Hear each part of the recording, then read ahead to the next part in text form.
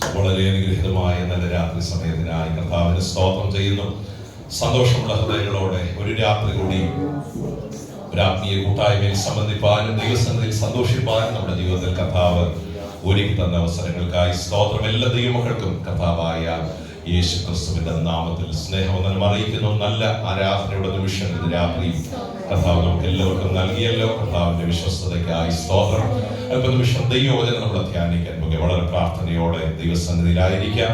വെളിപ്പാട് പുസ്തകം 1-ാം അധ്യായം അതിന്റെ 1-ാം വാക്യം ഇന്ന് രാത്രി ചിന്തയ്ക്കായി അല്പനിമിഷങ്ങൾ ധ്യാനിപ്പാൻ ദൈവനാമത്തിൽ ആഗ്രഹിക്കുന്ന book of revelation chapter 1 versus 1. യേശുക്രിസ്തുവിന്റെ വെളിപ്പാട്. വേദത്തിൽ സംഭവിക്കാനുള്ളത് തന്റെ ദാസന്മാരെ കാണിക്കേണ്ടതിന് ദൈവം അത് അവന് കൊടുത്തു. അവൻ അത് തന്റെ ദൂതൻ മുഖാന്തരം അയച്ച് തന്റെ ദാസനായ യോഹന്നാനെ പ്രദർശിപ്പിച്ചു. മതി. അതിന്റെ 1-ാം ഭാഗമാണ് പ്രധാനമായി ഇന്ന് രാത്രി അല്പനിമിഷങ്ങൾ ധ്യാനിക്കാൻ പോകുന്നത്. വെളിപ്പാട് പുസ്തകം ആരംഭിക്കുന്നത് തന്നെ അനുഗ്രഹിക്കപ്പെട്ട 2 വാക്കുകൾ ആസ്പദമാക്കിക്കൊണ്ടാണ്. യേശു ക്രിസ്തുവിന്റെ വെളിപ്പാട്. എത്ര മനോഹരമായ വാക്കുകളാണ്. The revelation of Jesus Christ. യേശു ക്രിസ്തുവിന്റെ വെളിപ്പാട്. ആ പദത്തിൽ നിന്നാണ് ഇന്ന് രാത്രി അല്പനിമിഷങ്ങൾ കർത്താവ് നൽകിയ ചിന്തകൾ ദൈവമക്കളുമായി പങ്കുവെക്കുവാൻ ദൈവനാമത്തിൽ ആഗ്രഹിക്കുന്ന എല്ലാവരും കർത്താവിൽ ബലപ്പെട്ടിരിക്കുന്നു എന്ന് വിശ്വസിക്കുന്നു. തണുപ്പിന്റെ പ്രയാസങ്ങളൊക്കെ ഉണ്ടെങ്കിലും ദൈവത്തിനത്തോടെ നമ്മെ ബലത്തോടെ നടത്തുന്നല്ലോ. ജോലി ചെയ്യുവാനുള്ള ആരോഗ്യം ദൈവം എല്ലാവർക്കും നൽകിയല്ലോ. ദൈവത്തിന്റെ വിശ്വസ്തതയ്ക്കായി കർത്താവിന് സ്തോത്രം ചെയ്യുകയാണ്. യോഹന്നാൻ എഴുതിയ വെളിപ്പാട് പുസ്തകം വളരെ അർത്ഥവത്തായ, പ്രത്യേകിച്ച് പുതിയ നിയമസഭയ്ക്ക് ദിശാബോധം നൽകുന്ന, ഡയറക്ഷൻ നൽകുന്ന ഒരു അനുഗ്രഹിക്കപ്പെട്ട പുസ്തകമാണ് വെളിപ്പാട് പുസ്തകം. ഞാനിങ്ങനെ ചിന്തിക്കുകയായിരുന്നു കഴിഞ്ഞ ദിവസങ്ങളിൽ ഈ വേദഭാഗങ്ങൾ ധ്യാനിച്ചപ്പോൾ, വെളിപ്പാട് പുസ്തകം ഇല്ലായിരുന്നെങ്കിൽ ബൈബിൾ ശരിക്കും ഇൻകംപ്ലീറ്റ് ആകുമായിരുന്നു, പൂർണ്ണമാകില്ല. കാരണം പുതിയ നിയമസഭയ്ക്ക് ഏറ്റവും ശക്തമായ ഭാവിയെക്കുറിച്ചുള്ള വെളിപ്പാടുകൾ നൽകിയ ഒരു അനുഗ്രഹിക്കപ്പെട്ട പുസ്തകമാണ് നമ്മൾ ആരായി തീരും, കർത്താവ് എപ്പോൾ മടങ്ങി വരും, കർത്താവിന്റെ വരവിങ്കൽ എന്ത് സംഭവിക്കും, നാം എങ്ങനെ രൂപാന്തരപ്പെടും, സ്വർഗത്തിൽ നമ്മുടെ ജീവിതം എങ്ങനെയായിരിക്കും, ഭൂമിയിൽ നിന്ന് സഭ എടുക്കപ്പെട്ട് കഴിയുമ്പോൾ ദൈവത്തിന് സ്തോത്രം, ഈ ഭൂമിയിൽ ഉണ്ടാകാൻ പോകുന്ന അനുഭവങ്ങൾ, സാഹചര്യങ്ങളൊക്കെ ഒരുപക്ഷെ ഒരു പ്രവചന രൂപത്തിൽ ഇത്ര ഭംഗിയായി എഴുതിയ ഒരു പുസ്തകം ലോക ചരിത്രത്തിൽ വേറെ ഇല്ല.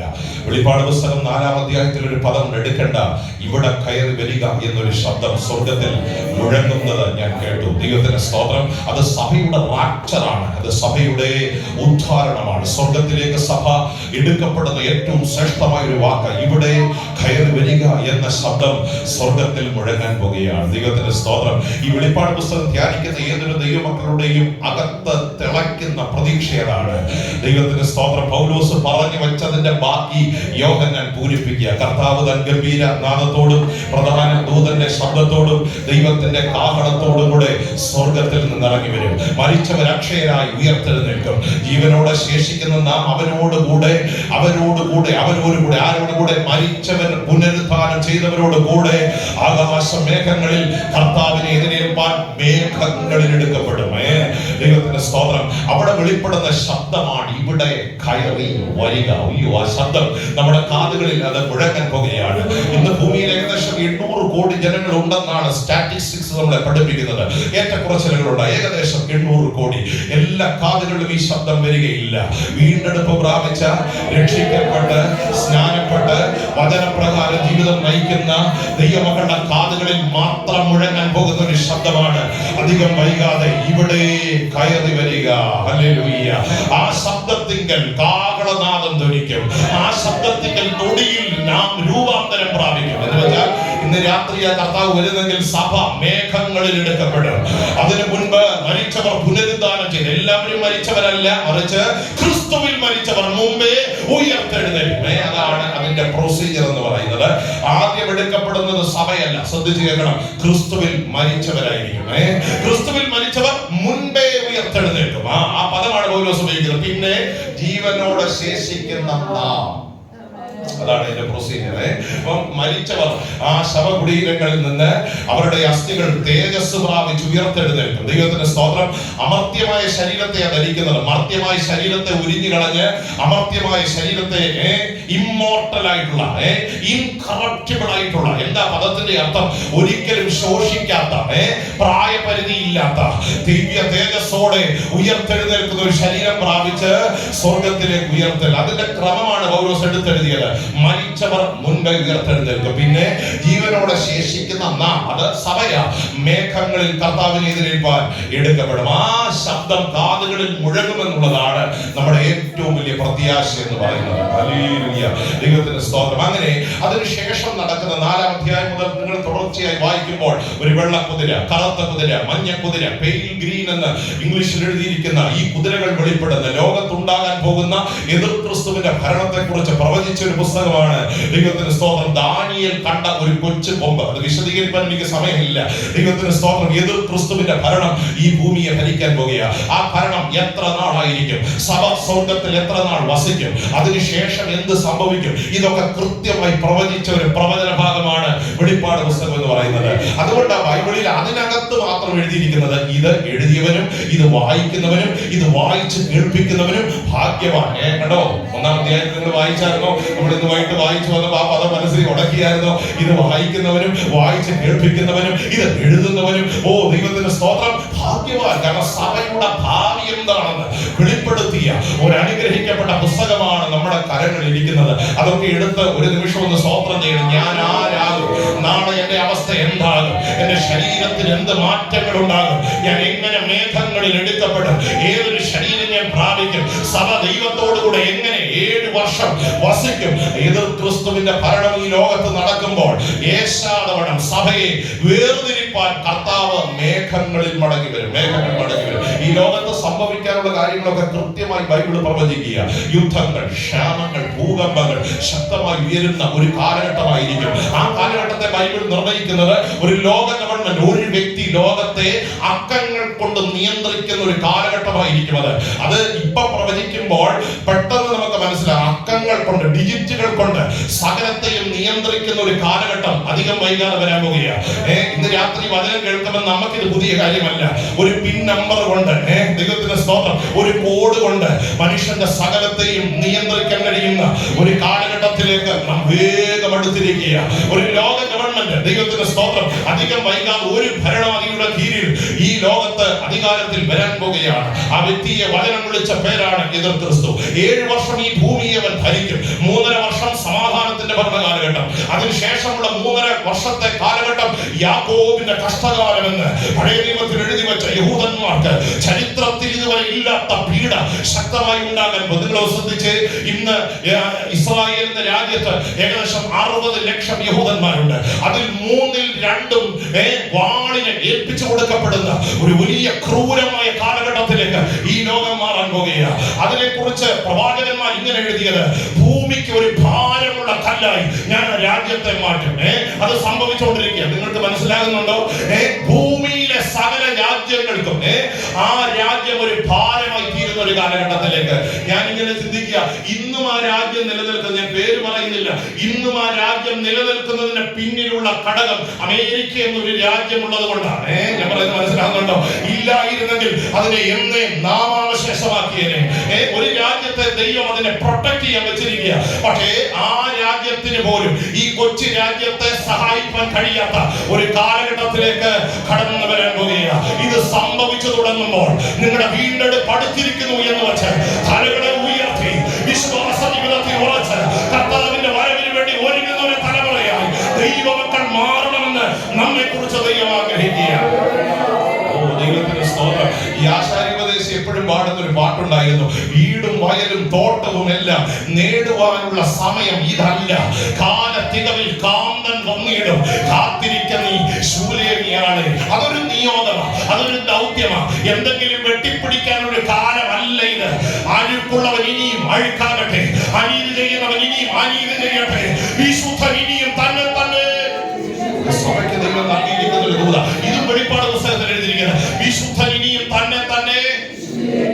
നമ്മൾ മാതൃകയുള്ളതെന്ന് കരുതുന്നവർ അവരുടെ കൃപ നഷ്ടപ്പെടുത്തുന്ന ഒരു കാലഘട്ടം വന്നുകൊണ്ടിരിക്കുമ്പോൾ, നമുക്ക് ആരെയും മാതൃകയാക്കാൻ കഴിയാത്ത ഒരു കാലഘട്ടത്തിലേക്ക് വരുമ്പോൾ, പ്രവചനാത്മാവിൽ വെളിപ്പാട് പുസ്തകത്തിൽ യോഹന്നാൻ എഴുതി, അഴുക്കുള്ളവൻ ഇനിയും അഴുക്കാകട്ടെ, അനീതി ചെയ്യുന്നവൻ ഇനിയും അനീതി ചെയ്യട്ടെ, പക്ഷെ വിശുദ്ധൻ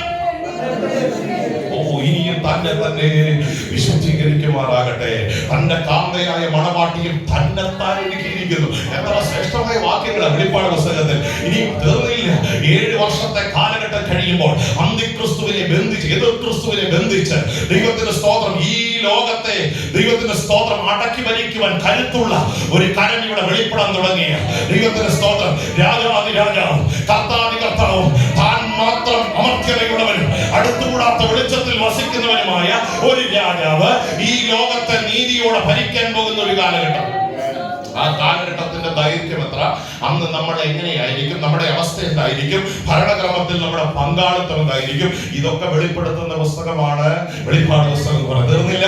1000 ആണ്ട് സഹസ്രാബ്ദ വാഴ്ച ഈ ഭൂമിയിൽ പൂർത്തീകരിക്കുമ്പോൾ ദൈവത്തിന് സ്തോത്രം, സ്വർഗത്തിൽ നിന്നൊരു വെളിപ്പാട് യോഹന്നാൻ കാണുകയാണ്. അലങ്കരിച്ച ഒരു പട്ടണം കാന്തയായ മണവാട്ടിയായി താഴേക്ക് ഇറങ്ങി വരികയാണ്. ഭൂമി കത്തി എരിഞ്ഞു പോകും. എല്ലാവരും ഇവിടെ ഉണ്ടോ? ഗോളങ്ങൾ കത്തി എരിഞ്ഞു പോകും. പക്ഷെ അതെല്ലാറ്റിന്റെയും അവസാനമല്ല. ദൈവമക്കൾക്ക് പാർക്കുവാൻ, വിശുദ്ധന്മാർക്ക് പാർക്കുവാൻ ഒരു കാന്തയായ മണവാട്ടിയായ പട്ടണം സിയോൻ പുരിയിൽ നിന്ന് ഇറങ്ങി വരികയാണ്. വീതി സ്വച്ഛ സ്ഫടിക തുല്യ നിർമ്മിതമായ ആ പട്ടണത്തെ കുറിച്ചും ദൈവസഭയ്ക്ക് ആഴമായ ദൂത് കൈമാറുന്ന പുസ്തകമാണ് വെളിപ്പാട് പുസ്തകം എന്ന് പറയുന്നത്. ഇത് ആവർത്തിച്ച് വായിക്കണം, ഇത് ആവർത്തിച്ച് പഠിക്കണം. ഞാൻ ഒന്നും കൂടെ പറയുക, ഇത് കേൾക്കുന്നവനും, ഇത് വായിക്കുന്നവനും, ഇത് വായിച്ച് കേൾപ്പിക്കുന്നവനും ആ വാക്കെങ്കിലും ഒന്ന് ചേർന്ന് പറഞ്ഞു. സഭയെ കുറിച്ചുള്ള, സഭയുടെ ഭാവിയെ കുറിച്ചുള്ള ഏറ്റവും ശക്തമായ പ്രവചന ദൂത് നമുക്ക് കൈമാറിയ ഒരു പുസ്തകമാണ് വെളിപ്പാട് പുസ്തകം. എഴുതുവാൻ ദൈവം തന്റെ ദാസനായി മാറോട് ചേർന്ന് കിടന്ന, ഒരുപക്ഷെ കർത്താവിനെ ഏറ്റവും സ്നേഹിച്ച, കർത്താവ് ആഴമായി സ്നേഹിച്ച ഒരു ശിഷ്യനെ ദൈവം നിയോഗത്തോടാക്കി. അതിന്റെ 2 വാക്കുകളാണ് ഇന്ന് രാത്രി നമ്മൾ ചിന്തിക്കാൻ പോകുന്നത്. യേശു ക്രിസ്തുവിന്റെ വെളിപ്പാട്. ഞാൻ ഇങ്ങനെ ചിന്തിക്കുകയായിരുന്നു, ഈ കർത്താവിന്റെ കൂടെ 3.5 വർഷം ശിഷ്യന്മാർ 12 പേര് നടന്നു. 12 പേർ, അതിന് ചുറ്റും 70 പേരുടെ ഒരു സംഘം കർത്താവിനുണ്ടായിരുന്നു. യേശു ക്രിസ്തുവിൽ നിന്ന് വിടുതൽ പ്രാപിച്ച അനേകരുണ്ടായിരുന്നു. ഈ സംഘത്തിൽ ഒരു 3 നമ്മൾ കാണുന്നുണ്ട്. പത്രോസ്, യാക്കോബ്, യോഹന്നാൻ. ഒരു വേർതിരിക്കപ്പെട്ട ഒരു സംഘം. ഈ സംഘത്തെ പലപ്പോഴും കർത്താവ് ഉപയോഗിക്കുക. മറുരൂപമലയിൽ ചെന്നപ്പോഴും നമ്മൾ ഈ 3 പേരെ മാത്രമേ കാണുന്നുള്ളൂ. തെരഞ്ഞെടുക്കപ്പെട്ട 12 പേരെ കർത്താവ് എന്ത് ചെയ്തില്ല? കൊണ്ടുപോയില്ല. ഈ മറുരൂപമലയിൽ ഈ 3 പേരെ കൊണ്ടുപോയി. അതിൽ അഗ്രഗണ്യനായ ഒരു ദൈവമനുഷ്യനായിരുന്നു യോഹന്നാൻ. നമുക്ക് ഈ ചരിത്രം പഠിക്കുമ്പോൾ നോർമലായ ഒരു മരണം ലഭിച്ച ഒരേ ഒരു അപ്പോസ്തലൻ അത് യോഹന്നാൻ തന്നെയാണ്. ദൈവത്തിന് സ്തോത്രം. ബാക്കിയുള്ളവരെ എല്ലാം വാളിന്റെ വായ്ത്തലയ്ക്ക് വെട്ടിക്കളയുകയോ ക്രൂശിന്മേൽ തറച്ചു കൊല്ലുകയോ കല്ലെറിഞ്ഞു കൊല്ലുകയോ ഒക്കെ ചെയ്യുന്ന ഒരു കാലഘട്ടം. എന്റെ അഭിപ്രായത്തിൽ പറഞ്ഞ ഒരു നല്ല അടക്കം പോലും അവർക്കൊന്നും, ദൈവത്തിന്റെ സ്തോത്രം, ഒരു നല്ല അടക്കം പോലും അവർക്കൊന്നും, ഈ നല്ല അടക്കമൊന്നും അല്ല ഏറ്റവും വലിയ ഭാഗ്യം. കർത്താവിന് വേണ്ടി നമ്മൾ എങ്ങനെ ജീവിച്ചു എന്നുള്ളതാണ് നമ്മുടെ ഏറ്റവും വലിയ ഭാഗ്യം. ഈ നോർമലായ ഒരു മരണം കിട്ടിയ ഒരൊറ്റ അപ്പോസ്തലൻ അത് ദൈവത്തിന്റെ ദാസനായ യോഹന്നാനായിരുന്നു. മാറോട് ചേർന്ന് കിടന്ന കർത്താവിന്റെ 3 സംഘത്തിൽ ഉണ്ടായിരുന്ന ഒരു ദൈവ മനുഷ്യൻ. എനിക്ക് തോന്നുന്നു ഈ 12 ശിഷ്യന്മാരും ഏറ്റവും നന്നായി കർത്താവിനെ അറിഞ്ഞ വ്യക്തിയും യോഹന്നാനായിരുന്നു എന്ന് എന്റെ അഭിപ്രായം. കാരണം മാറോട് ചേർന്ന് ആ ഹൃദയത്തിന്റെ പൾസ് മനസ്സിലാക്കിയാണ്. സ്വന്തം ഈ ഹൃദയത്തോട് മാറോട് ചേർന്ന് കിടക്കുമ്പോൾ നമുക്ക് എന്ത് മനസ്സിലാകുന്നത്? പൾസ് കൂടുതലാണോ കുറവാണോ? എല്ലാവരും ഇവിടെ ഉണ്ടോ? സ്തോത്രം. അത് സ്പീഡിലാണോ സ്ലോ ആണോ അല്ലെങ്കിൽ നോർമൽ ആണോ എന്നൊക്കെ മനസ്സിലാകുന്ന മാറോട് ചേർന്ന് കിടക്കും. അപ്പൊ കർത്താവിന്റെ പൾസ് ഏറ്റവും നന്നായി മനസ്സിലാക്കിയ ഒരു വ്യക്തി ആരാണ്? യോഹന്നാനാണ്. ദൈവത്തിന് സ്തോത്രം ചെയ്യുക. ഈ 3.5 വർഷം കർത്താവിനെ നന്നായി തിരിച്ചറിഞ്ഞ, സഭയുടെ ചരിത്ര രേഖകളിൽ പറയുന്നത്, ബൈബിളിലും അങ്ങനെ തന്നെ പറയുന്നത്, ക്രൂശിനോട് ചേർന്ന് നിന്ന ഒരേ ഒരു ശിഷ്യനും യോഹന്നാൻ തന്നെയായിരുന്നു. ദൈവത്തിന് സ്തോത്രം. കാരണം വിട്ടുപിരിയാൻ കഴിയാത്ത ഒരു ബന്ധമായിരുന്നത്. പത്രോസ് ഒറ്റിപ്പറഞ്ഞപ്പോഴും യോഹന്നാൻ ഒറ്റിപ്പറഞ്ഞില്ല. ദൈവത്തിന്റെ സ്തോത്രം. ഒറ്റിപ്പറഞ്ഞില്ല കേട്ടോ, തള്ളി പറഞ്ഞില്ല. ആ സ്നേഹം വളരെ ആഴമായിരുന്നു.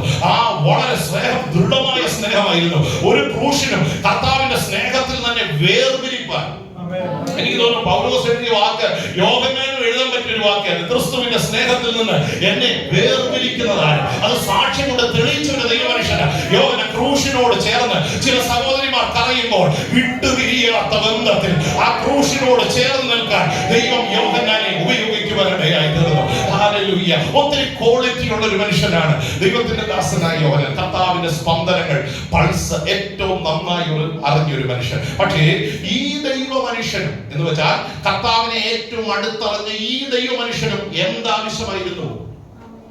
അതാണ് നമ്മുടെ കുറിവാക്യം. ഒരു വെളിപ്പാട് ആവശ്യമായി. സ്തോത്രം. എന്ന് വെച്ചാൽ അതിന്റെ അർത്ഥം ഇതുവരെ അറിഞ്ഞതൊന്നും പൂർണ്ണമല്ല, ഇനി ഒത്തിരി അറിയണം. ഹല്ലേലൂയ. ഞാൻ ദൈവങ്ങളോട് ഇവരുടെ വിശ്വാസ ജീവിതത്തിൽ വന്നിട്ട് എത്ര വർഷമായി? ചിലപ്പോൾ ചില മാസങ്ങൾ, ചില വർഷങ്ങൾ. നമ്മളെല്ലാം അറിഞ്ഞെന്നാണ് വിചാരിക്കുന്നത്. യോഹന്നാനെ 3.5 വർഷം കൂടെ നടന്ന ചേർന്നിരുന്ന നീ ആയാൽ അറിയാത്തൊരു വശവും അത് പഠിപ്പിക്കാൻ കൊണ്ടുപോയ സ്ഥലമാണ് പത്മോസ്. ദൈവം ചില പത്മോസുകൾ ഒരുക്കുന്നത് നമ്മൾ ഇതുവരെ അറിഞ്ഞിട്ടില്ലാത്തൊരു കർത്താവിനെ. കഴിഞ്ഞ ദിവസം ദൈവത്തിന് വചനം സൂക്ഷിച്ചപ്പം ഇങ്ങനൊരു പദം പറഞ്ഞത് ദൈവമക്കൾ ഓർത്ത് കാണും. ഈ ന്യായപ്രമാണം നന്നായി അരച്ച് കലക്കി പിടിച്ച ഒരു വ്യക്തിയാണ് പൗലോസ്. ഗമാലിയലിന്റെ പാദപീഠത്തിൽ ഇരുന്ന് പഠിച്ച ഒരു ചരിത്ര പുസ്തകത്തിൽ എഴുതിയിരിക്കുന്നത്, ഗമാലിയൽ യൂണിവേഴ്സിറ്റി അന്നത്തെ ഏറ്റവും വലിയ 3 യൂണിവേഴ്സിറ്റി, ലോകത്തിലെ ഏറ്റവും പ്രസിദ്ധമായ യൂണിവേഴ്സിറ്റിയാണ്. 10 പേർക്ക് ഒരു വർഷം അഡ്മിഷൻ കിട്ടും. അപ്പം എൻട്രൻസ് എത്ര ടഫായിരിക്കും ചിന്തിക്കുന്നുണ്ടോ? 10 പേർക്ക് അവിടെ അതിൽ 1ാം റാങ്കിൽ അഡ്മിഷൻ കിട്ടിയ ആളാണ്. നിങ്ങളിവിടെ 1ാം റാങ്കിൽ പാസ്സായ ആളും ആര്? ഭക്തി കൊണ്ട് പരീക്ഷ സംഘത്തിലെയും സംഘത്തിലെ അംഗം എല്ലാവരും ഇവിടെ ഉണ്ടോ? അറിവ് കൊണ്ട് ഉന്നതിയിൽ നിന്നൊരു മനുഷ്യൻ, ന്യായപ്രമാണം നിമിത്തം സഭയെ ഉപദ്രവിച്ചവൻ, ബെന്യാമീൻ ഗോത്രക്കാരൻ, പഠനത്തിൽ മുൻപന്തിയിലിരുന്ന വ്യക്തി, സാമ്പത്തികമായി മുൻപന്തിയിലുള്ള വ്യക്തി. പക്ഷേ ദൈവം തന്നെ ആദ്യമായി സന്ദർശിച്ചത് കഴിഞ്ഞ ദിവസം ഞാൻ ഓർപ്പിച്ചു, ദമസ്കോസിന്റെ പാടികോതത്തിൽ വെച്ച്. അവിടെ ആ ദൈവത്തിന്റെ തേജസ്, ആ തേജസ്സിനെ എങ്ങനെയാ വായിക്കുന്നത്? സൂര്യനെ വെല്ലുന്ന തേജസ്. ദമസ്കോസിന്റെ പടിവാതിൽക്കൽ എത്തിയിരിക്കുക. ദൈവത്തിന്റെ സാന്നിധ്യം ഇറങ്ങി വരുമ്പോ പൗലോസ് തിരിച്ചു ചോദിക്കുന്ന ഒരു ചോദ്യം ശ്രദ്ധിച്ചു കേൾക്കണേ, നീ ആരാകുന്ന കർത്താവ്? പൗലോസെ, ന്യായപ്രമാണം അരച്ചു പഠിച്ചവനല്ലേ നീ? ഗമാലിയലിന്റെ യൂണിവേഴ്സിറ്റിയിൽ 1ാം റാങ്കിൽ പാസ്സായവനല്ലേ നീ? പക്ഷെ നീ തിരിച്ചു ചോദിക്കുന്ന ഒരു ചോദ്യം, God, who are you? ഈ ലോകത്തെ അറിവുകളല്ല നമ്മെ സമ്പന്നരാക്കുന്നത്. ഈ ലോകത്തിലെ വിദ്യാഭ്യാസമോ സർട്ടിഫിക്കറ്റോ അല്ല നമ്മളെ സമ്പന്നമാക്കുന്നത്. ഇന്ന് രാത്രി ഞാൻ ഒരു കാര്യം പറയാം, ഗൂഗിൾ സെർച്ച് ചെയ്യാൻ അറിഞ്ഞില്ലല്ലോ. സ്തോത്രം. ഇംഗ്ലീഷ് 4 അക്ഷരം തികച്ചു വായിക്കാൻ അറിഞ്ഞില്ലല്ലോ. നീ ആരാധിക്കുന്ന കർത്താവ് ആരാണെന്ന് അറിഞ്ഞാൽ, അതിന്റെ ആഴം നീ തിരിച്ചറിഞ്ഞാൽ, അതിലെ പോലൊരു ഭാഗ്യം ഈ ലോകത്ത് വേറെ ഇല്ല എന്ന് തിരിച്ചറിയുന്ന എത്ര ദൈവമക്കളുണ്ട്. ഇന്ന് രാത്രി ചിലരോട് ദൈവസഭയിൽ ആത്മാവിൽ ഞാൻ ദൂത് പറയുകയാണ്, ഈ ലോകത്തിലെ അറിവുകൾ വെട്ടിപ്പിടിക്കുന്നതിനേക്കാൾ വചനത്തിന്റെ വെളിപ്പാടുകൾ പ്രാപിച്ച് ഈ തലമുറയിൽ ദൈവത്തിന് വേണ്ടി നിൽക്കാം. ഇത്ര വിദ്യാഭ്യാസിച്ചത്, ന്യായപ്രമാണങ്ങൾ കാണാതെ പഠിച്ചത്. സ്തോത്രം. നമ്മുടെ കുഞ്ഞുങ്ങളെ നിലത്ത് നിർത്തിയതുപോലെ പൗലോസിനെ നിലത്ത് നിർത്തിയാൽ 613 ന്യായപ്രമാണങ്ങൾ കാണാതെ പറയുന്ന പരീക്ഷനായ മനുഷ്യൻ പൗലോസേ, നീ അറിയാത്തൊരാൾ ക്രിസ്തുവാ. അപ്പൊ ഞാൻ ചോദിക്കട്ടെ, കയ്യിലുള്ള ഏത് സർട്ടിഫിക്കറ്റുകളാലും വലുത് ആരെ അറിയുന്നതാണ്?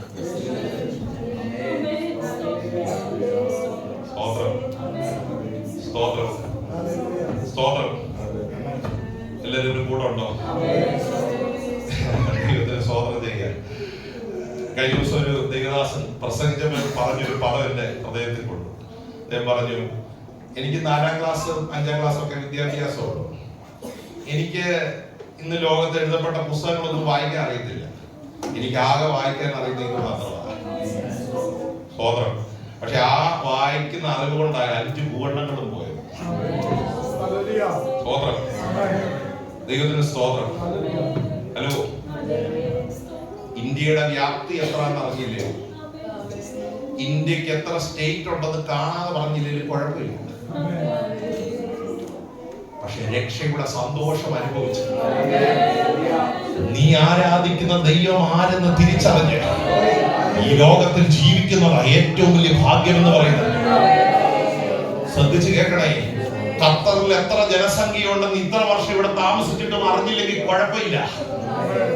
ഹലോ, അതൊരു അറിവ് മാത്രമാണ്. ദൈവത്തിന് സ്തോത്രം ചെയ്യുക. പക്ഷേ നീ ആരാധിക്കുന്ന കർത്താവ് ആരാണെന്ന് ആഴത്തിൽ അറിയാനുള്ള ഒരു കൃപ എനിക്ക് തരണമെന്ന് എത്ര പേർക്ക് ഇന്ന് രാത്രി പ്രാർത്ഥിക്കാൻ കഴിയും? ആ വെളിപ്പാട് ഹൃദയത്തിനകത്ത് കയറട്ടെ. ഇതുവരെ കാണാത്ത ഒരു കർത്താവ്, ഇതുവരെ അറിയാത്ത ഒരു കർത്താവ്, ഇതുവരെ തിരിച്ചറിയാത്ത ഒരു കർത്താവിനെ എന്റെ ആത്മീയ ജീവിതത്തിൽ വരുന്ന നാളുകൾ അനുഭവിച്ചറിയാനുള്ള കൃപ എനിക്ക് തരണമെന്ന് എത്ര പേർക്ക് പ്രാർത്ഥിക്കാൻ കഴിയും? ഒരു വർഷം കൂടെ നമ്മെ വിട്ട് കടന്നു പോകാൻ തുടങ്ങിയ ഹല്ലേലൂയ. ഞങ്ങളോട് സ്നേഹത്തോടെ പറയട്ടെ, നിങ്ങളുടെ ഒരു കൂട്ടുവേലക്കാരൻ എന്നുള്ള നിലയിൽ ഒരു വർഷം ദൈവം ദാനമായി വന്നാൽ എന്തെങ്കിലും അറിയാനല്ല, എനിക്ക് ക്രിസ്തുവിനെ അറിയണം, എനിക്ക് ക്രിസ്തുവിനെ നേടണം, അവന്റെ ആഴങ്ങളെ തിരിച്ചറിയണമെന്ന് പ്രാർത്ഥിക്കാൻ മനസ്സുള്ള എത്ര ദൈവങ്ങളുണ്ട്. ദൈവത്തിന്റെ സ്തോത്രം. എനിക്ക് തോന്നുന്നു ബൈബിളിൽ ഏറ്റവും നന്നായി കർത്താവിനെ അറിഞ്ഞത് പൗലോസ് തന്നെയായിരുന്നു. കാരണം ഇത്ര ശക്തമായി വെളിപ്പാട് പ്രാപിച്ച ഒരു ദൈവമനുഷ്യൻ അവസാനം എഴുതിയ ഫിലിപ്പിയ ലേഖനങ്ങളിൽ ഒന്നിൽ താൻ എഴുതുകയാണ്, I want to know Christ. എനിക്ക് ക്രിസ്തുവിനെ അറിയണം. നിങ്ങൾ ആ പദം വായിച്ചിട്ടുണ്ടോ? എനിക്ക് എന്തറിയണം? എന്നിട്ട് പൗലോസ് പറയുക, ആ വാക്കുകൾ നിങ്ങൾക്ക് കാണാതറിയാം, പിടിച്ചിരിക്കുന്നു എന്ന് ഞാൻ നിരൂപിക്കുന്നില്ല, ഒന്ന് ഞാൻ ചെയ്യുന്നു, പിൻപിലുള്ളത് മാറും, മുൻപിലുള്ളതിന് വേണ്ടി. അയ്യോ, വാക്യം അറിയാവുന്നവരൊക്കെ ചേർന്നുള്ള നമ്മളെ ടെസ്റ്റ് ചെയ്യുമല്ല, ശുഭതരങ്ങളൊക്കെ അകത്തൊന്ന് കയറാൻ വേണ്ടി ഒന്ന് ഞാൻ ചെയ്യുന്നു, പിൻപിലുള്ളത് മറന്നുകൊണ്ട് മുൻപിലുള്ളതിന് വേണ്ടി ആഞ്ഞുകൊണ്ട് ക്രിസ്തുയേശുവിന്റെ പരമവിളിയുടെ ലാക്കിലേക്ക്. ഹല്ലേലൂയ. രാത്രി എത്ര പേർക്ക് ദൈവിക നിയോഗം, ഒരു പുതിയ വർഷം ദൈവം എനിക്ക് ദാനമായി തന്ന എനിക്ക് ആ കർത്താവിനെ ഒന്ന് അറിയണം, അവന്റെ വല്ലഭത്വത്തെ ഒന്ന് അറിയണം, അവന്റെ ശക്തിയെ ഒന്ന് അറിയണം, അവന്റെ പരിജ്ഞാനത്തെ ഒന്ന് അറിയണം. ഈ യഹൂദന്മാർ അവരുടെ ജീവിതത്തിലെ ഏറ്റവും വലിയ പ്രതീക്ഷ എന്ന് പറയുന്നത് മശിഹയുടെ വരവ്. മശിഹ എന്നൊരു വാക്ക് നമ്മൾ കേട്ടിട്ടുണ്ട് അല്ലേ? നമ്മൾ ധാരാളം കേട്ടുപോയ ഒരു പദമാണ്. ബൈബിൾ ഉപയോഗിക്കുന്ന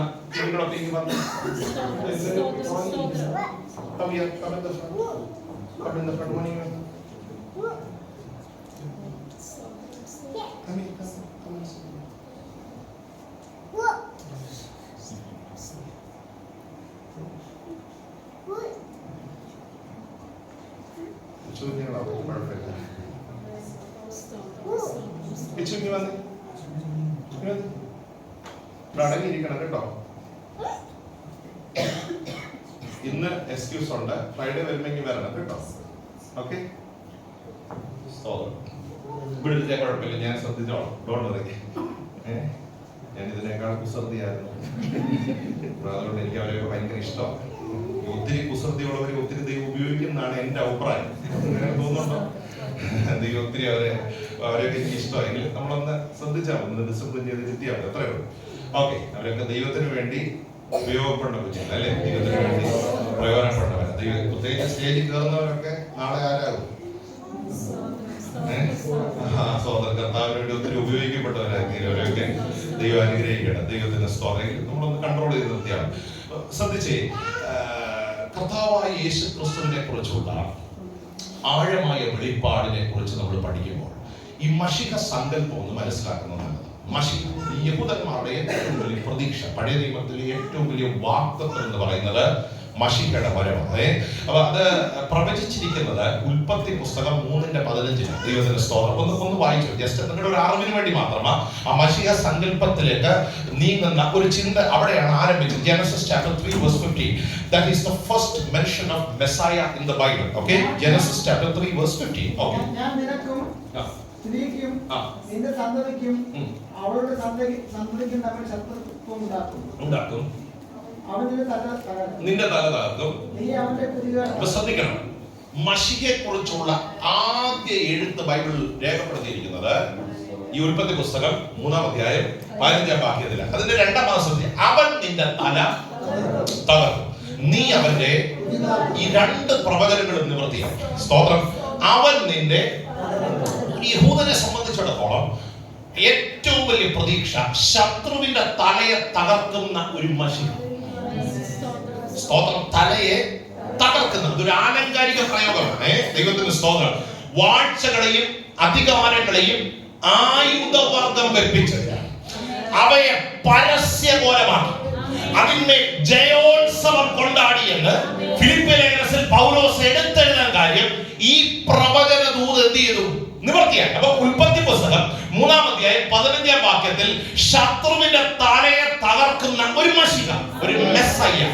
ഈ മെസ്സയ അല്ലെങ്കിൽ മഷിക എന്ന വാക്കിന്റെ അർത്ഥം അഭിഷക്തൻ എന്നാണ്. ദി അനോയിന്റഡ് വൺ എന്നാണ്. നമ്മളത് ഒത്തിരി കേട്ടുപോയിട്ടുള്ള ദൂത, ദൈവദാസന്മാരോട് ഒത്തിരി കേട്ടു. പക്ഷേ ഈ വാക്കുകളൊന്ന് ശ്രദ്ധിക്കണം. Messiah simply means the anointed one. അഭിഷക്തൻ എന്നൊരു വാക്കിലാണ് ഈ മഷിക സങ്കല്പത്തെ ബൈബിളിൽ നമ്മൾ എന്ത് ചെയ്യുന്നത്, കാണുന്നത്.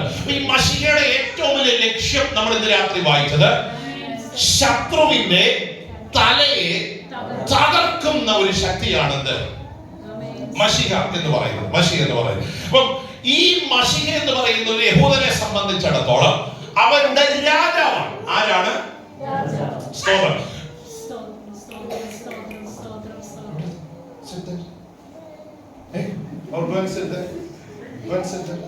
No running here, okay? No running here.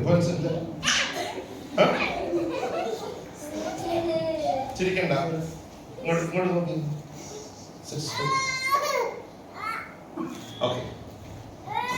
അപ്പം മഷിക ഈ ഒരു യഹൂദനെ സംബന്ധിച്ചിടത്തോളം അവർക്ക് ആരാണ്? രാജാവ്. ഈ കിഴക്ക് നിന്ന് വന്ന വിദ്വാൻമാർ കൊട്ടാരത്തിൽ വന്ന് ചോദിച്ചൊരു ചോദ്യമുണ്ട്. യഹൂദന്മാരുടെ രാജാവായി കേട്ടോ, യഹൂദന്മാരുടെ രാജാവായി പിറന്നവൻ. ഒരു യഹൂദനെ സംബന്ധിച്ചിടത്തോളം മഷിക ആരാ? തല തകർക്കുന്നവൻ മാത്രമല്ല, ഹീസ് ദ കിങ്. അദ്ദേഹം ആരാണ്? രാജാവാണ്. രാജാവ് സാധാരണ വരുന്നത് എങ്ങനെയായിരിക്കും? ഒരു രാജാവ് എങ്ങനെയായിരിക്കും വരുന്നത്?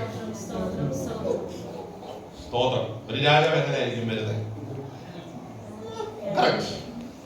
അന്നത്തെ കാലഘട്ടത്തിൽ രാജാക്കന്മാർ, ഇന്ന് ബെന്റ്ലിയും റോൾസ് റോയ്സും ഒക്കെ ഇന്നത്തെ വെച്ചുകൊണ്ട് പറയുന്നത്, നമ്മൾ ഈ 2000 വർഷങ്ങൾ മുമ്പുള്ള കാര്യമാണ് എന്ത് ചെയ്യുന്നത്, ചിന്തിക്കുന്നത്. ഒരു രാജാവ് അന്നത്തെ കാലഘട്ടത്തിൽ വരുന്നത് എന്തിന്റെ പുറത്തായിരിക്കും? കുതിരയുടെ പുറത്താണ്.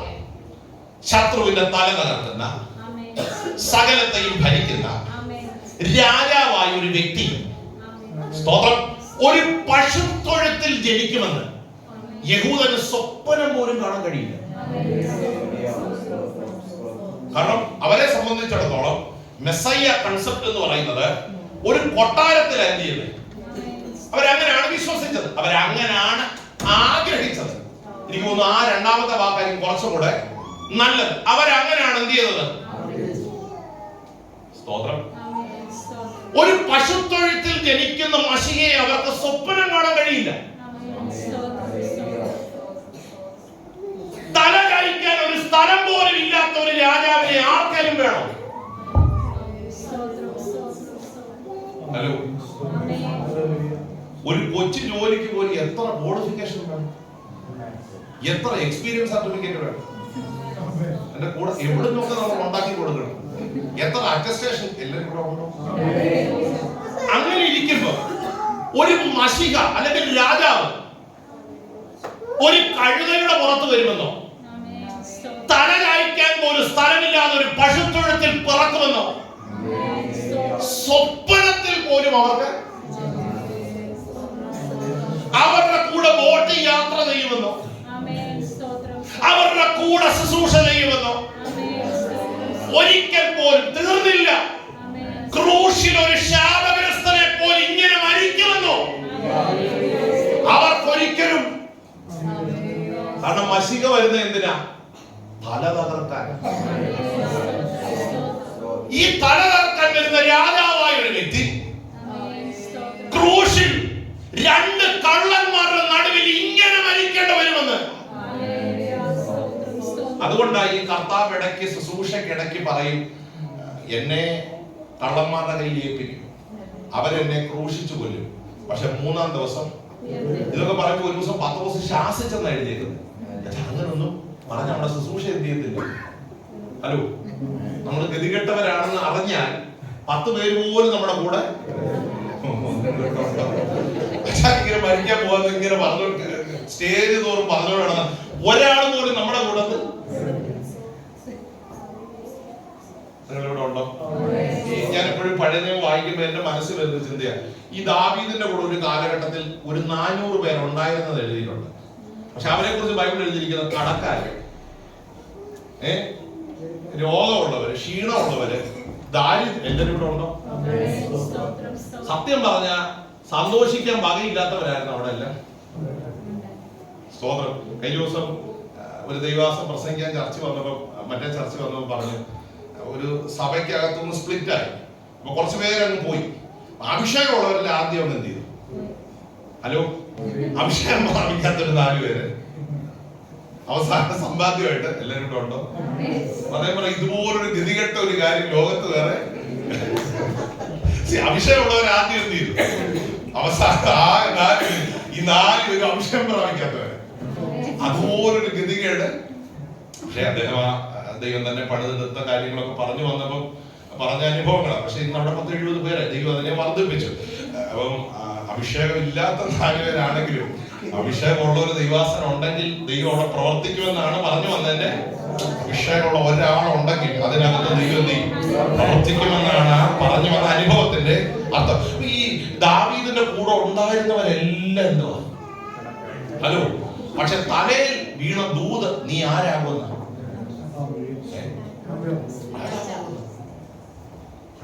ദൂതെന്താ വെച്ചാ നാളെ രാജാവാകും. പക്ഷെ കൂടെയുള്ള 400 പേര് ഒരു പ്രതീക്ഷ പോലും. ഇതുപോലായിരുന്നു കർത്താവിന്റെ ചരിത്രം. കിടക്കാനൊരു സ്ഥലം. സ്തോത്രം. ഈ ഇടയ്ക്ക് പാടുന്ന ഒരു പാട്ടുണ്ട്, പർവ്വജാതികൾക്ക് കൂടുണ്ട് പക്ഷെ കർത്താവിന് തലയായിപ്പാൻ. ഈ കരോളിനൊക്കെ ഇടയ്ക്ക് പാടുന്ന ഒരു പാട്ട്. കർത്താവിനൊന്നും ഇല്ലായിരുന്നു. ഇങ്ങനൊരു മശിഹയെ അല്ല അവരെന്ത് ചെയ്തത്. സ്തോത്രം. ഇങ്ങനൊരു പാസ്റ്ററാണോ നിങ്ങൾ പ്രതീക്ഷിച്ചത്? ആണോ? അല്ല, ചിരിക്കുമ്പോഴേ ഞങ്ങളുടെ കൺസെപ്റ്റ് സങ്കല്പത്തിലുണ്ടായിരുന്ന ആണോ? ഓമ പറഞ്ഞു പോകണം സങ്കല്പം. ഇപ്പൊ യഹൂദന്മാരെ സംബന്ധിച്ചിടത്തോളം അവരുടെ സ്വപ്നത്തിൽ ഒരിക്കൽ പോലും ചിന്തിക്കാത്ത ഒരു തലത്തിലാണ് ആര് വന്നത്. ഇതുപോലെ നിലയാത്ത നേരം കർത്താവ് രണ്ടാമത് പോയി പറഞ്ഞു വന്നതാണ്. ഒരിക്കലും പ്രതീക്ഷിക്കാത്ത ഒരവസ്ഥയിലാണ് മശീഹയുടെ ഒന്നാമത്തെ പ്രവേശനമെങ്കിൽ. ഒരു കാര്യം പറയാം, അധികകാലം ഇങ്ങനെ നീണ്ടുപോകില്ല. മനുഷ്യർ പ്രതീക്ഷിക്കാത്ത സമയത്ത് അവൻ ആരെ പോലെ വരും? കള്ളനെ പോലെ വരും. ഒന്നുകൂടെ പറഞ്ഞ, അവൻ ആരെ പോലെ വരും? സ്തോത്രം, സ്തോത്രം, സ്തോത്രം. പക്ഷെ വരവിങ്കൽ നാം എല്ലാവരും എന്ത് ചെയ്യണം? എടുക്കപ്പെടണമെന്ന് ആഗ്രഹിക്കുന്ന എത്ര ദൈവമക്കളുണ്ട്. ഇന്ന് രാത്രി പരിശുദ്ധാത്മാവിന്റെ നിറവിൽ ഞാൻ പറയാം, കർത്താവിനെ അറിയണം, അവന്റെ ആഴങ്ങൾ അറിയണം, ആ സ്നേഹത്തിന്റെ ആഴങ്ങൾ അറിയണം, അതിൽ നിലനിൽക്കണം. അവർക്ക് ഒരിക്കലും സ്വപ്നം കാണാൻ കഴിയാത്ത ഒരു രീതിയിലാണ് മശീഹ ഭൂമിയിലേക്ക് എന്ത് ചെയ്യുന്നത്. സാധാരണക്കാരനെ പോലെ ജീവിച്ചു, സാധാരണക്കാരനെ പോലെ കൂടെ നടത്തി. ഇടയ്ക്ക് അല്പ അത്ഭുതങ്ങളൊക്കെ എന്ത് ചെയ്തു. യോഹന്നാൻ തന്നെ എഴുതിയിട്ടുണ്ട്. ഈ അത്ഭുതങ്ങളൊക്കെ എഴുതിയ പുസ്തകത്തിൽ തികയത്തില്ല. കാരണം എത്ര പുസ്തകം എഴുതിയാലും തികയത്തില്ല അതുപോലുള്ള അത്ഭുതങ്ങൾ. പക്ഷേ ഈ യേശു ക്രിസ്തുവിന്റെ ശരിക്കുമുള്ള മശീഹൈക രൂപം എന്ന് വെച്ചാൽ രാജാവിന്റെ രൂപം ആരും കണ്ടിട്ടില്ല.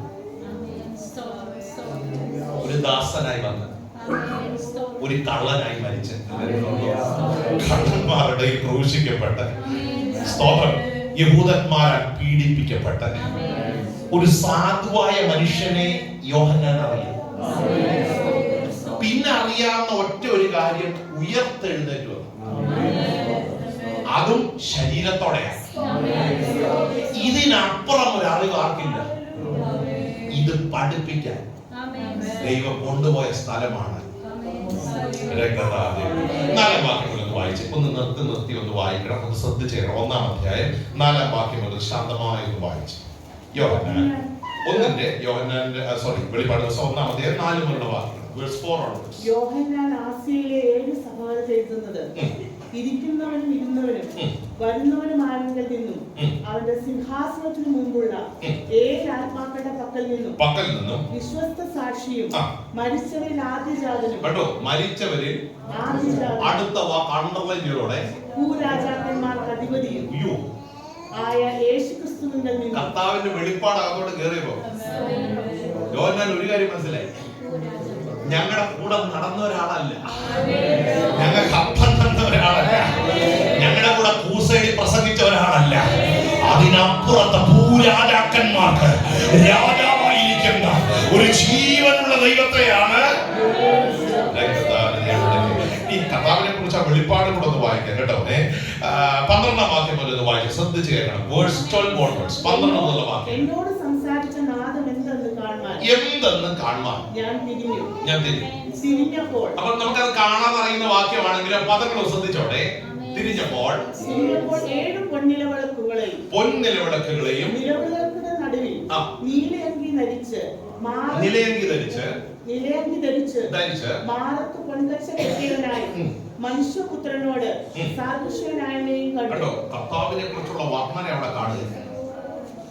7 പൊൻനിലവിളക്കുകളെയും നിലവിളക്കുകളുടെ നടുവിൽ നിലയങ്കി ധരിച്ച്. ആ പദങ്ങൾക്കെല്ലാം അർത്ഥമുണ്ട്. നിൽക്കുന്നത് എവിടെ? പൊൻനിലവിളക്കുകളുടെ നടുവിൽ. ഒരു പുരോഹിതനാണ് പൊൻനിലവിളക്കുകളുടെ നടുവിൽ നിന്ന് എന്ത് ചെയ്യുന്നത്? ശുശ്രൂഷ ചെയ്യുന്നത്. അപ്പൊ ഒരു പുരോഹിത ശുശ്രൂഷ അവിടെ എന്ത് ചെയ്യുക? കാണിക്കുക എന്ന് വെച്ചാൽ ആലയത്തിൽ പൊൻനിലവിളക്കുകളുടെ നടുവിൽ നിന്ന് മഹാപുരോഹിതൻ എന്ത് ചെയ്യുന്നത്? കൂടെ നിങ്ങളുണ്ടോ? അപ്പൊ ഒരു പുരോഹിതനായിട്ട് യേശുവിനെ. അടുത്ത വാക്ക് നിങ്ങൾ ശ്രദ്ധിച്ചേ. നിലവിളക്കുകളുടെ നടുവിൽ നിലയങ്കി ധരിച്ച്. എന്ത് ധരിച്ച്? നിലയങ്കി ധരിച്ച് എന്ന് വെച്ചാൽ രാജാക്കന്മാർ ധരിക്കുന്ന വസ്ത്രമാണ് നിലയങ്കി. അപ്പം പീലാത്തോസിനെ ഹേരോദാവിനെയും ഒക്കെ ഈ ഡ്രസ്സ് ധരിച്ച് ആരും കണ്ടിട്ടുണ്ട്?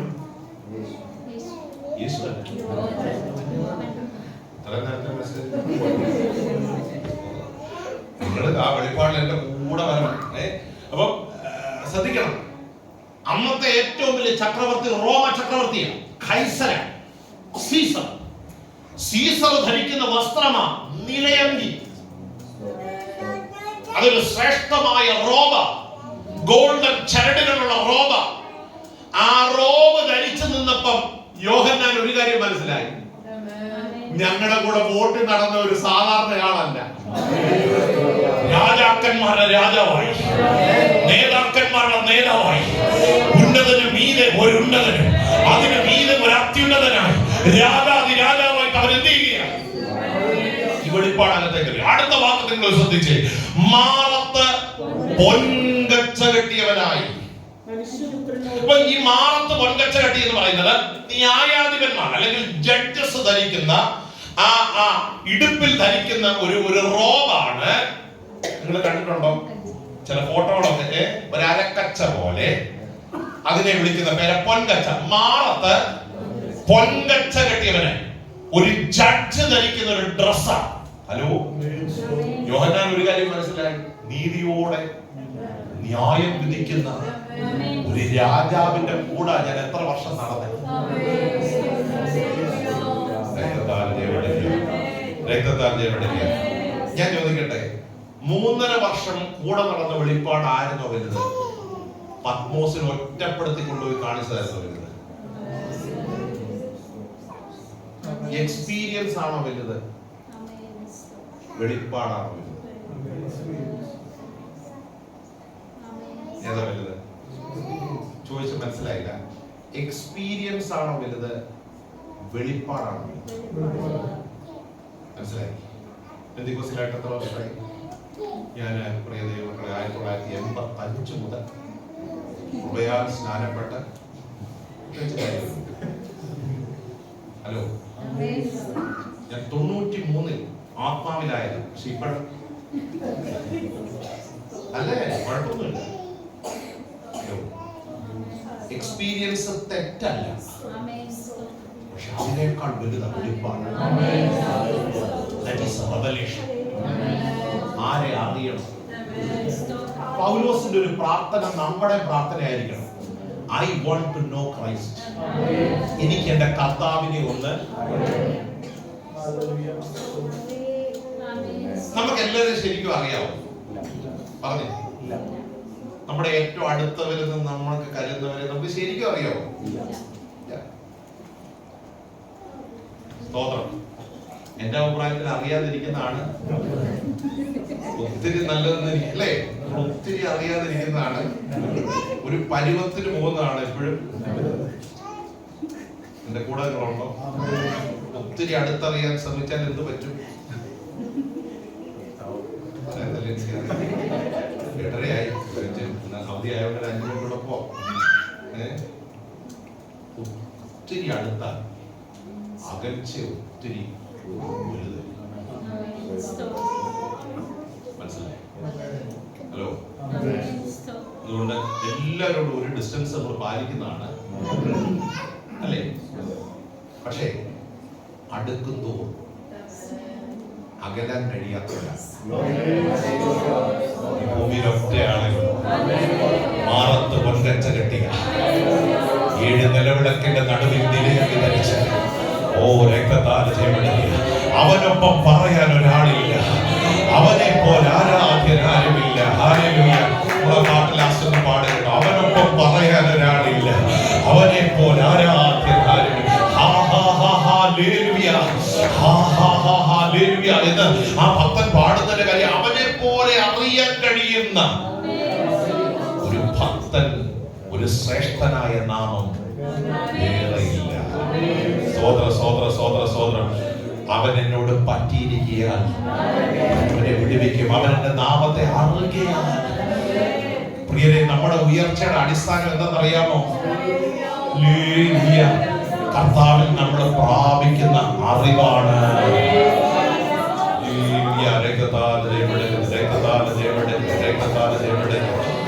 രാത്രി ഞാനൊരു കാര്യം പറയട്ടെ, കർത്താവിനെ അടുത്തറിയാൻ നമ്മളെ ഈ വെളിപ്പാട് അകത്ത് കയറിയാൽ എന്നൊരു കാര്യം പറയാം, നമ്മുടെ ആരാധന മാറും, നമ്മുടെ ഭാഷ മാറും, നമ്മുടെ ശൈലി മാറും, നമ്മുടെ സ്വഭാവം മാറും, നമ്മുടെ രീതി മാറും, നമ്മുടെ കാഴ്ചപ്പാട് മാറും, ദൈവത്തെ കുറിച്ചുള്ള മനോഭാവം മാറും, മനുഷ്യരോട് നമ്മുടെ രീതി മാറും. രാത്രി ചിലരോട് ദൈവാത്മാവ് പറയുക, കർത്താവിനെ രൂപാന്തരപ്പെടുത്തട്ടെ, കർത്താവിനെ കുറിച്ചുള്ള അറിവ്.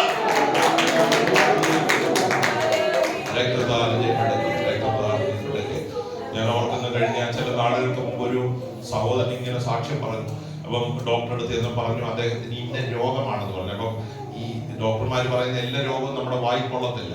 അപ്പം അത് കുറിച്ചെടുത്ത് കേട്ടോ, കുറിച്ചെടുത്ത്. പക്ഷെ കുറിച്ചെടുത്തതിന്റെ പ്രശ്നം എന്താ അറിയാമോ? അന്ന് രാത്രി ചെന്ന് ഗൂഗിളിൽ സെർച്ച് തുടങ്ങിയത്. ഹലോ, സെർച്ച് ചെയ്തപ്പോ മനസ്സിലായി അധികം പ്രതീക്ഷയൊന്നും നിങ്ങളിവിടെ ആ മനുഷ്യന് ഡിപ്രഷൻ വന്നു. ആ രോഗത്തെ കുറിച്ച് എനിക്ക് തോന്നുന്നു അദ്ദേഹം പറഞ്ഞത്, ഒരു 2 മാസം സെർച്ച് കൊണ്ട് ഞാൻ അതിലൊരു PhD ചെയ്തു. അതിനെ കുറിച്ചുള്ള A to Z കാര്യങ്ങൾ ഒത്തിരി അറിവ് കിട്ടി. പക്ഷെ അറിവുള്ള സമാധാനം നഷ്ടപ്പെട്ടു. നിങ്ങൾക്ക് ബലം നൽകുന്ന ഒരേ ഒരു അറിവ്, നിങ്ങളുടെ അസ്ഥിക്ക് ജീവൻ നൽകുന്ന ഒരേ ഒരു അറിവ്, നമ്മുടെ ഹൃദയത്തിന് ചൈതന്യം നൽകുന്ന ഒരേ ഒരു അറിവ്. കഴിയുമെങ്കിൽ ഈ വെള്ളിയാഴ്ച നമുക്ക് ഈ മെസ്സേജ് ഒരു അല്പസമയം കണ്ടിന്യൂ ചെയ്യാം. 2 ഗസ്റ്റ് പാസ്റ്റേഴ്സ് ഉണ്ട് ഈ വെള്ളിയാഴ്ച എങ്കിലും എന്നെല്ലാവുന്ന പോലെ ഞാൻ ശ്രമിക്കാം. ഒരു അല്പസമയം ദൈവത്തിന്റെ സ്തോത്രത്തിന്റെ ഭാഗ്യഭാഗം. ഞാനൊരു കാര്യം ദൈവങ്ങളോട് പറഞ്ഞ് അവസാനിപ്പിക്കട്ടെ. അറിയുന്തോറും നമ്മുടെ ഉള്ളിലുള്ള പ്രത്യാശ വർദ്ധിക്കും, നമ്മുടെ ധൈര്യം വർദ്ധിക്കും, നമ്മുടെ ബലം വർദ്ധിക്കും, നമ്മുടെ ഉറപ്പ് വർദ്ധിക്കും. ഒരു വർഷം ദൈവം എനിക്ക് ദാനമായി തന്ന ഈ വർഷം എന്തിനു വേണ്ടിയായിരിക്കണം? I want to know Christ. എനിക്ക് കർത്താവിനെ കൂടുതൽ അറിയണം. കൂടുതൽ അറിഞ്ഞാൽ നമ്മുടെ ആരാധനയുടെ ലെവലും പ്രാർത്ഥനയുടെ ലെവലും നമ്മുടെ മനോഭാവം, നമ്മുടെ സ്വഭാവവും എല്ലാം മാറുവാനിടയായിരിക്കും. രാത്രി എത്ര പേര് ആഗ്രഹിക്കുന്നു? ആ കണ്ണുകൾ ഒരു നിമിഷം അടച്ചു, ബൈബിളുകളൊക്കെ ഒന്ന് അടച്ച് ദൈവത്തോട് ഒരു നിമിഷം ഒന്ന് പ്രാർത്ഥിച്ചു തുടങ്ങിയാണ്. രക്തദാന ജയം, രക്തദാന ജയം, രക്തദാന ജയം, രക്തദാന ജയം, രക്തദാന ജയം, രക്തദാന ജയം.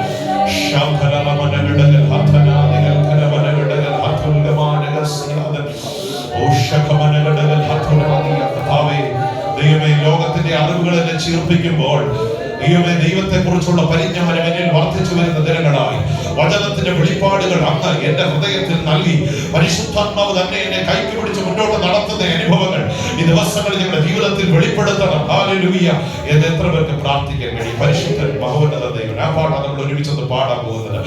ആ കർത്താവിനെ കുറിച്ചുള്ള സ്നേഹവും അറിവും നമ്മുടെ ഹൃദയങ്ങളിൽ ദിവസങ്ങളിൽ വർദ്ധിച്ചു വരട്ടെ. നമുക്ക് എഴുന്നേറ്റ് നിൽക്കാൻ കഴിയുമോ?